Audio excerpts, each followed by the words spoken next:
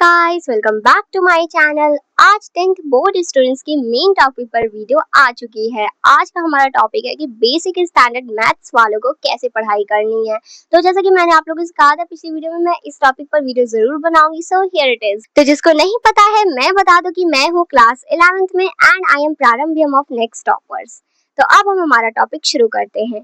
Basic and standard maths का नाम सुनते ही सबको ऐसा लगता है कि standard is so tough as compare to basic, but this is absolutely wrong because basic is also tough।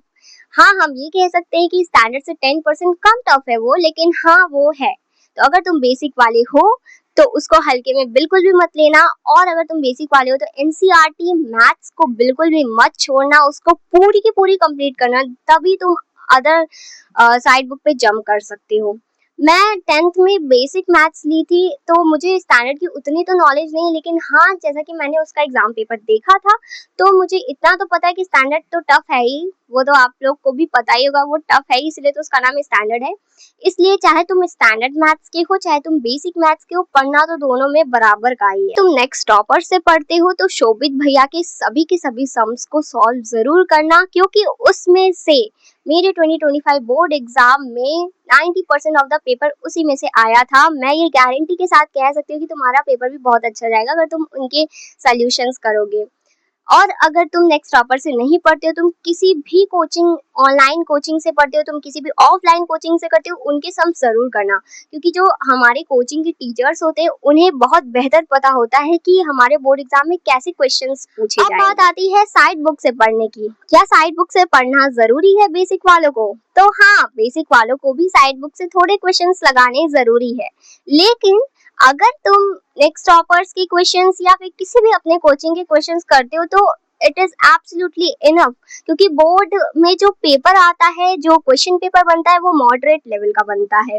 तो इसलिए तुम इतने भी कर लोगे तो तुम्हारे नंबर तो आ जाएंगे अच्छे खासे। और स्टैंडर्ड वालों के लिए भी यही बात है कि अगर तुम साइड बुक से करना चाहते हो तो तुम ऑफ कोर्स कर सकते हो, लेकिन अगर तुम अपने कोचिंग के सम्स और एनसीईआरटी पूरी की पूरी कंप्लीट कर लोगे ना, तो बहुत ही ज्यादा अच्छा खासा मार्क्स तुम लोग पा सकते हो। मैथ्स में अच्छे नंबर लाने के लिए, फिर चाहे वो बेसिक हो या स्टैंडर्ड हो, तुम्हें एनसीईआरटी प्लस तुम्हारे कोचिंग के सम्स या फिर साइड बुक के सम्स करने तो जरूरी हैं। अगर तुम्हें अच्छे नंबर लाने हैं, 90 प्लस लाने हैं, तो तुम्हें ये करने होंगे। पर जिसको सिर्फ पास होना है, मतलब या तो 50s या 60s में मार्क्स लाने हैं, वो तो एनसीईआरटी कर लेना, हो जाएगा तुम्हारा इनफ। एनसीईआरटी से ही आधे से ज्यादा बेसिक में आता है और स्टैंडर्ड वालों को तो पढ़ना ही पड़ेगा। एंड लास्टली मैं आप लोगों से ये कहना चाहती हूँ कि अगर आप बेसिक स्टैंडर्ड चाहे जो भी मैथ्स लिए हो, आप लोगों को पढ़ना जरूरी है। हल्के में बेसिक को बिल्कुल भी मत लेना, क्योंकि स्टैंडर्ड तो सब लोग लेगा ही, मतलब सीरियसली, बट बेसिक को सब लोग हल्के में लेकर गलती कर देते हैं, लेकिन बेसिक को बिल्कुल भी हल्के में मत लेना, जरूर पढ़ना, अच्छे तरीके से पढ़ना। All the best.